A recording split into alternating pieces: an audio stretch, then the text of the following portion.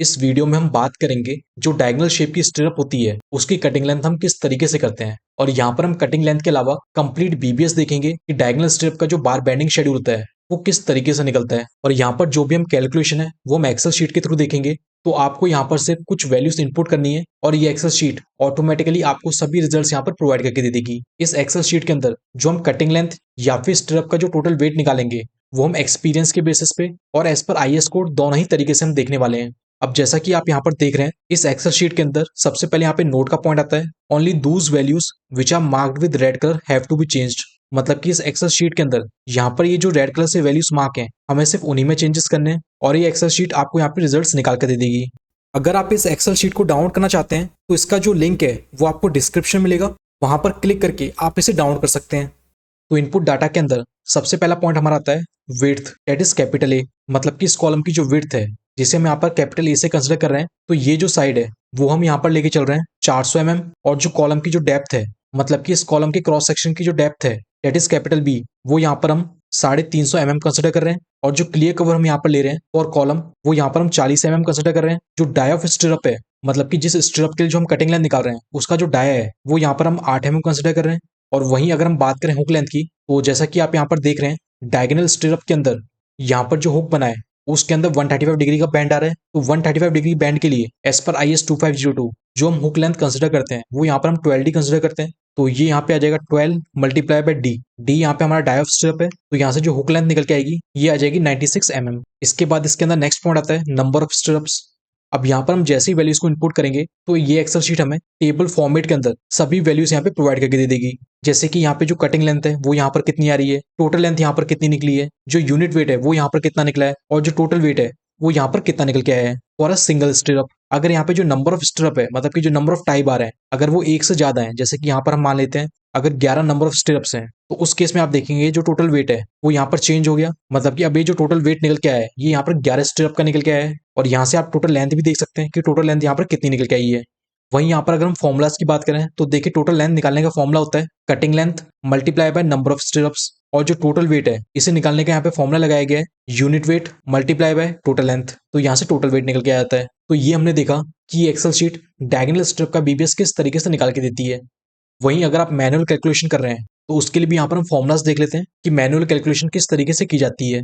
यहाँ पर सबसे पहले अगर हम बात करें कि एज पर एक्सपीरियंस हम कटिंग लेंथ किस तरीके से कैलकुलेट करते हैं, तो कटिंग लेंथ कैलकुलेट करने का यहाँ पे फॉर्मुला होता है 4 multiply by hypotenuse plus 2 multiply by hook length minus 3 multiply by band deduction for 90 degree band minus 2 multiply by band deduction for 135 degree band. Formulas को देखने से पहले यहाँ पर हम देख लेते हैं कि एक्चुअल में जो कटिंग लेंथ होती है वो हम निकालते किस तरीके से हैं। देखिए कटिंग लेंथ का मतलब होता है कि जो भी यहाँ पर टोटल लेंथ है बार की उसी को हम कटिंग लेंथ कहते हैं। इसके अंदर यहाँ पर जो हुक्स आ रहे हैं इनको भी हम कंसिडर करेंगे।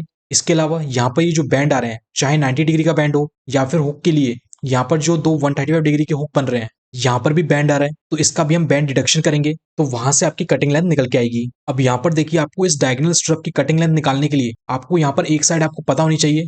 देन सिंपली हम ये चारों साइडों को आपस में प्लस कर देंगे और जो यहाँ पे दो हुक्स हैं इनकी जो लेंथ है इसको यहाँ पे ऐड कर देंगे, तो टोटल कटिंग लेंथ आपकी इसकी निकल के आ जाएगी। अब इस एच को निकालने के लिए हम यहाँ पे पाइथागोरस थ्योरम का यूज करेंगे। और पाइथागोरस थ्योरम हमें पता है कि hypotenuse equals to under root perpendicular का whole square divide by base का होल स्क्वायर। तो यहाँ पर आप देखेंगे यहाँ पर एक ये ट्राइंगल फॉर्म हो रहा है, तो इस ट्राइंगल की हेल्प से हम यहाँ पर हाइपोटेन्यूज निकाल देंगे। और इसके लिए यहाँ पर हमें परपेंडिकुलर और बेस हमें पता होना चाहिए, तो यहाँ पर हम इन दोनों को इजीली कैलकुलेट कर सकते हैं। सबसे पहले यहाँ पर हम देखें कि डायगोनल स्ट्रिप के सेंटर से बॉटम के सेंटर तक इसकी जो परपेंडिकुलर हाइट है उसको हम स्मॉल बी कंसिडर कर रहे हैं। और डायगोनल स्ट्रिप के लेफ्ट सेंटर से राइट सेंटर तक की जो लेंथ है उसको हम स्मॉल ई कंसिडर कर रहे हैं। तो अगर इनका हम हाफ कर देते हैं तो इस ट्राइंगल के लिए जो ये परपेंडिकुलर हाइट है वो यहाँ पर स्मॉल b/2 हो जाएगी और इसका जो बेस रहेगा वो यहाँ पर स्मॉल a/2 हो जाएगा। तो यहाँ से हाइपोटेन्यूज का हमारा फॉर्मूला आ गया hypotenuse equals to under root a/2 का होल स्क्वायर प्लस b/2 का होल स्क्वायर। तो यहाँ से हमारा हाइपोटेन्यूज निकल जाएगा। तो इसे निकालने के लिए अब यहाँ पर हम देख लेते हैं कि जो स्मॉल ए की जो वैल्यू है वो किस तरीके से हम कैलकुलेट करेंगे। तो स्मॉल ए निकालने का फॉर्मूला हो जाएगा जो भी कैपिटल ए है, मतलब कि टोटल इसकी जो विड्थ है कॉलम की, इसमें से माइनस हम कर देंगे इधर का क्लियर कवर और इधर का क्लियर कवर, मतलब कि -2 इंटू क्लियर कवर। इसके अलावा -2 इंटू d/2, मतलब कि इस स्ट्रिप का हाफ और इस स्ट्रिप का हाफ, क्योंकि जो कटिंग लाइन हम निकाल रहे हैं वो सेंटर टू सेंटर के लिए निकालते हैं। तो यहाँ से हमारा स्मॉल ए निकल के आ जाएगा। वहीं स्मॉल बी की बात करें तो ये भी हमारा कितना हो जाएगा, कैपिटल बी माइनस ऊपर का कवर माइनस नीचे का कवर, इसके अलावा माइनस ऊपर वाली स्ट्रिप का हाफ माइनस नीचे वाली स्ट्रिप का हाफ। तो यहाँ से हमारा स्मॉल बी निकल के आ जाएगा। अब क्योंकि ये जो एक्सेल शीट है वो यहाँ पे फॉर्मुलेटेड है, तो इस तरीके से हम स्मॉल ए और स्मॉल बी हम कैलकुलेट कर लेंगे और इन्हें कैलकुलेट करके यहाँ पर हमारा कैपिटल एच भी निकल के आ जाएगा। तो इस तरीके से हम यहाँ पर कटिंग लेंथ कैलकुलेट करते हैं। और वहीं अगर हम एज पर IS 2502 बात करें तो एज पर IS कोड जो कटिंग लेंथ निकालने का फॉर्मूला होता है वो यहाँ पर होता है 4 मल्टीप्लाई बाय हाइपोटेन्यूज, मतलब कि इस स्ट्रिप की चारों sides plus 2 into hook length, मतलब एक हुक लेंथ हमारी ये होगी, एक हुक लेंथ हमारी ये होगी, तो 2 इंटू हुक लेंथ।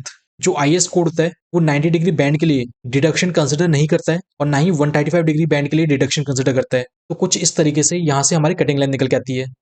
तो ये हमने देखा कि डायगोनल स्ट्रिप की जो कटिंग लेंथ है वो हम किस तरीके से कैलकुलेट करते हैं। इंजीनियर्स, अगर आप कंस्ट्रक्शन या डिजाइनिंग फील्ड से बिलोंग करते हैं तो इंफ्रा स्किल अब लाया है आपके लिए एक ऐसा प्लेटफॉर्म जहां पर आपको मिलेंगी कंस्ट्रक्शन ई बुक्स और फॉर्मुलेटेड एक्सेल शीट्स, जैसे कि excel sheets for bar bending schedule calculation, चाहे वो कॉलम का बीबीएस हो, स्लैब का बीबीएस हो या किसी और आरसीसी मेंबर का। इसके अलावा e book on thumb rule for construction, mistakes at construction sites and many more. So engineers, आप हमारी वेबसाइट www.infraskillup.in से इन फॉर्मुलेटेड एक्सेल शीट्स और कंस्ट्रक्शन ई बुक्स को डाउनलोड कर सकते हैं। आप हमारे इंस्टाग्राम अकाउंट को भी फॉलो कर लीजिए, जहां पर हम आपसे कंस्ट्रक्शन रिलेटेड नॉलेज शेयर करते हैं।